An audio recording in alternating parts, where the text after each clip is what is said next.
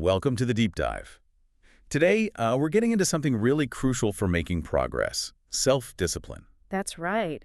We've been exploring a great chat from the Personal Growth Talks podcast on YouTube. Yeah, they hit on some key stuff, what it is, why it matters so much, and importantly, how you can build it. Especially, for big goals like learning English. Exactly. And our goal here isn't just to summarize. We want to pull out the really practical, actionable insights for you. So you walk away understanding self-discipline better Mm. and with concrete ways to strengthen it without that feeling of constant struggle. Let's jump in. So first off, what is self-discipline, fundamentally? Well, the way Personal Growth Talks put it was pretty simple. Yeah, It's having the ability to do what you know you need to do. right. Even when you absolutely don't feel like it. It's that choice, isn't it? Choosing the long-term benefit over, say, short-term comfort or distraction. Yeah, like having an inner coach. Not a harsh one, but one that just says, okay, let's just do this one thing. They had a great example for English learners. You know that feeling. You've planned to study, but you're tired or just lazy. Self-discipline is what makes you open the notebook anyway. Just for a few minutes, maybe. And that's key consistency, not perfection. Small efforts. They really do add up over time. It's so different from motivation, though. That's a crucial distinction they made. Oh, definitely. Motivation. It's a feeling, right? It comes and goes. You feel excited. You start something. But then it fades. Self-discipline, on the other hand, Yeah. that's a decision. It's a choice you make. Think about going for a run. Motivation gets you out the door when you're pumped and the sun's shining. Right. But self-discipline, that's what makes you go when it's raining or you're tired after work. Yeah, you tell yourself, okay, maybe just 10 minutes. You just do it because you decided you would. It's like a muscle, they said, Mm-hmm. which I thought was a great analogy. It really is. The more you exercise it, the stronger it gets. Every time you choose the task over the distraction, you're basically doing a rep, building that muscle. So, simply put, motivation is doing something because you want to feel like it right then. And self-discipline is doing it because you need to, because it serves your bigger goals, regardless of feelings. Exactly. Think about high achievers. They mentioned Serena Williams. Yeah, incredible talent, obviously, but it's the daily grind, right? The training, the diet, the mental work, that's discipline. Or J.K. Rowling. Years of writing, facing rejection after rejection. That takes serious discipline to keep going. And the point is, this isn't just for superstars. It helps everyone. Learning a language, building a business, whatever your goal is.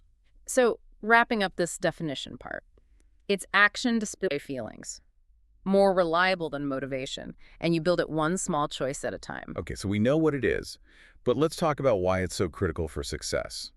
I mean, isn't talent or luck enough sometimes? Well, that's the dream, isn't it? But the reality is success usually involves doing hard things, things you might not want to do. Right, and self-discipline is what enables you to push through that difficulty. The podcast used a good example starting a YouTube channel. Oh yeah, great ideas are one thing. But without the discipline to actually plan, film, edit consistently, those ideas just stay ideas. It's the same with learning English, isn't it?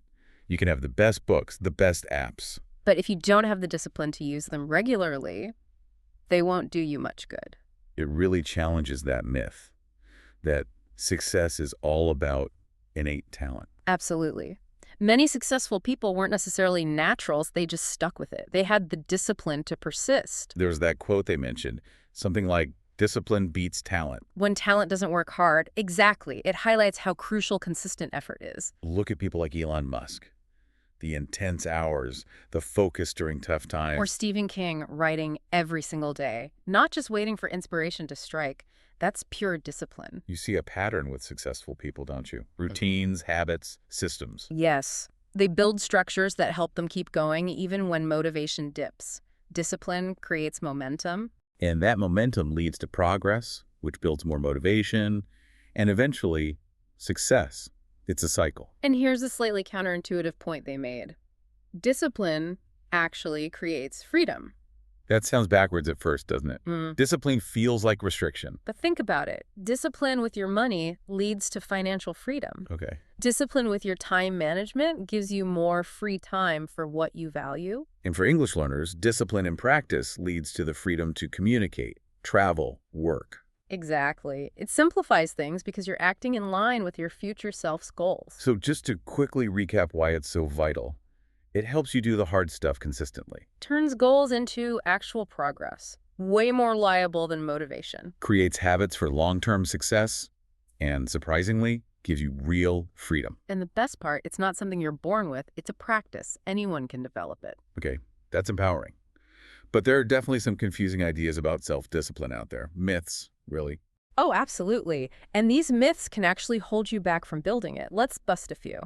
First one, self-discipline means being super harsh on yourself all the time, like a drill sergeant. Yeah, that's a common image, but it's not really accurate, is it? No, the podcast framed it more as an act of kindness to your future self. Exactly. It's about guiding yourself gently back on track, not punishing yourself for slipping up. Okay, myth 2.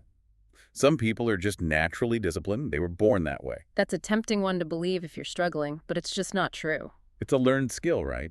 Like playing guitar or learning a language. Precisely. Everyone struggles sometimes. The difference is whether you give up or keep practicing. Myth 3. If you're disciplined, you don't need rest or fun. It's all work, no play. Ugh, that sounds exhausting and completely unsustainable. Totally. True discipline includes balance, knowing when to work and when to recharge. Right. You need both the gas pedal and the brakes, like they said. Pushing constantly just leads to burnout, which is self-sabotage. Okay, last one. Self-discipline kills creativity. Structure stifles the artistic spirit. That's another interesting one. But actually, discipline often helps creativity. How so? Well, think of writers with daily word counts or musicians with practice routines. Right. Structure gives creativity a space to happen regularly. Exactly. It means you're not just sitting around waiting for inspiration to magically appear. You create the conditions for it. So let's quickly recap the busted myths. 1, it's about consistency and kindness, not harshness. 2, it's a skill you build, not a gift you're born with. 3, it definitely includes balance and rest. Essential, actually. And 4, it supports creativity. It doesn't kill it. Knowing this stuff makes building it feel less intimidating, more possible. Definitely. Okay, so now that we've cleared that up, let's talk about what actually gets in the way. The blockers. Yes, because if you know what trips you up, you can actually do something about it.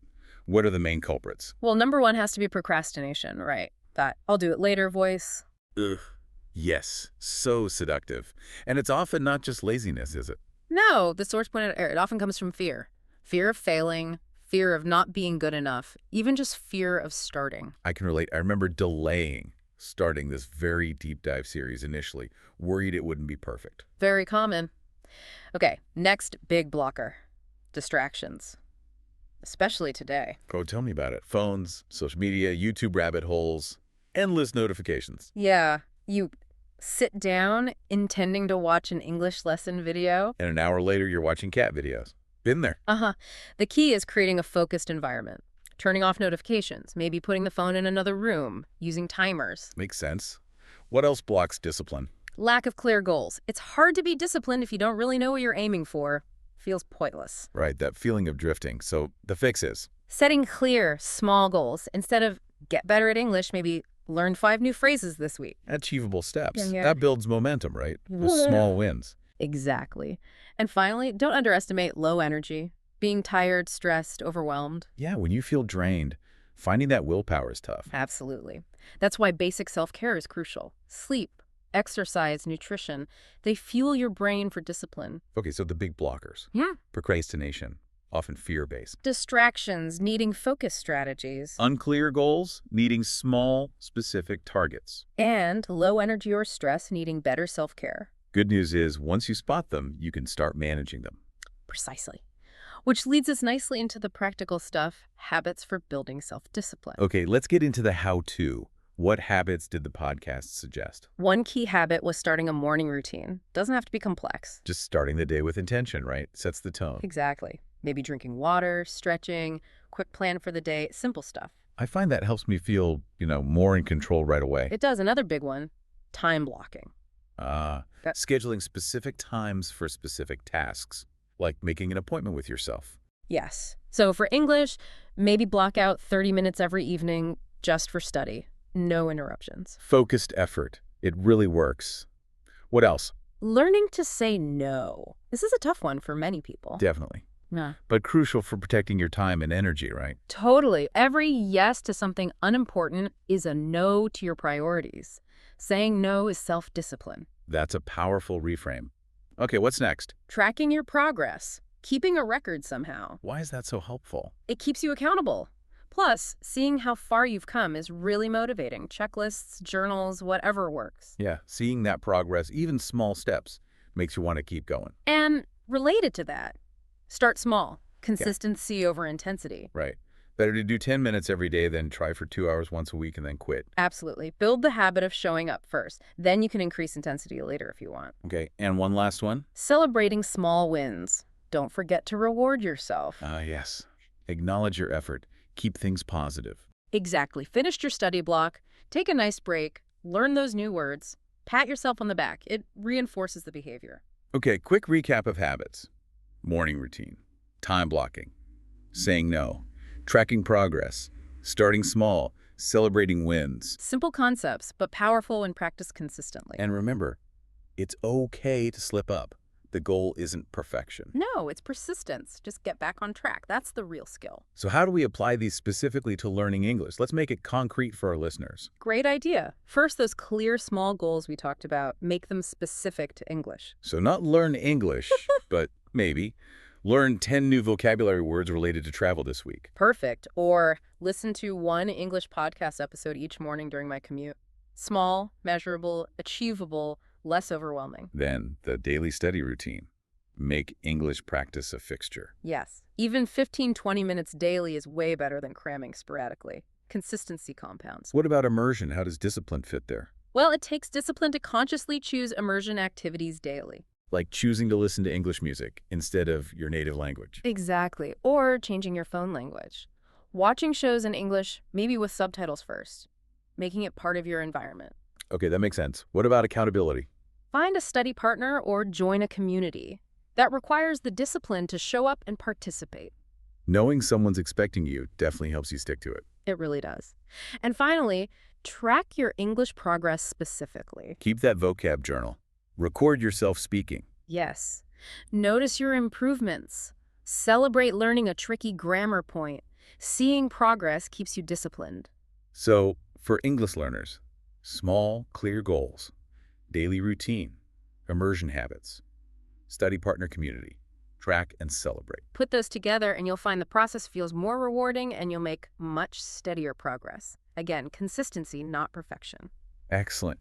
Now, we did get some great questions from listeners on this. Let's tackle a few. Perfect. Emily asks, how do I stay disciplined when I have zero motivation? We touched on this, but it's a common struggle. It really is, Emily. Remember, discipline is about commitment, not feeling motivated. On those zero motivation days, focus on the absolute smallest step. Like just opening the book or logging into the app. Exactly. Make it ridiculously easy to start. Often, just starting is the hardest part. Remember James Clear's advice. Aim to be just a little better than yesterday. Any small action counts. Okay. John asks, it's hard to stay disciplined with slow progress in language learning. How do I stay motivated? John, patience is key here. Language learning is often slow, especially at certain stages. Focus on the process, not just the outcome. And celebrate those small wins we talked about. Definitely. Track your progress diligently. You might be surprised how far you've come when you look back. Think of planting a seed. Growth happens underground first. Trust the process. Consistency will pay off. Lisa's struggling with distractions. What are effective ways to minimize distractions while studying English? Good question, Lisa. First, create a dedicated study space if possible. Quiet, minimal clutter. And the phone. Turn off notifications, seriously. Or put it in airplane mode, or leave it in another room during study blocks. Use time-blocking techniques like Pomodoro-focused work, then a short break. Makes sense. Finally, Carlos asks, what if I mess up and don't stick to my plan for a few days? Carlos, the most important thing is, don't beat yourself up. It happens to everyone. Everyone has off days. So don't spiral into thinking, I've failed, might as well give up. Exactly. Acknowledge it happened, learn if there's a lesson, and then just get back to it. Tomorrow is a new day. Like restarting after missing a workout. Precisely. It's a marathon, not a sprint. Just pick up where you left off, maybe even start a little smaller again to ease back in. Kindness and persistence are key. Great advice. Thanks, everyone, for those fantastic questions. Really insightful questions. Okay, as we wrap up this deep dive, what are the main things we want people to take away about self-discipline? I think the biggest thing is that it's about those small, consistent choices. It's not about being perfect. Right. Setbacks will happen. That's normal. The key is just getting back on track and remembering that you are in control. Your daily habits really do shape your future. Discipline empowers you. So those final takeaways again. Start small and clear with your goals. Build routines. Focus on consistency. Track your progress. Celebrate the wins. Be patient with yourself. It's a journey. Don't fear failure, just get back up. And for you English learners especially, consistent practice, even short bursts, leads to real progress. We really hope you can take these ideas and start applying them. See what works for you. Absolutely. Thanks so much for joining us on this deep dive into self-discipline. Keep focusing on your growth. We'll see you next time.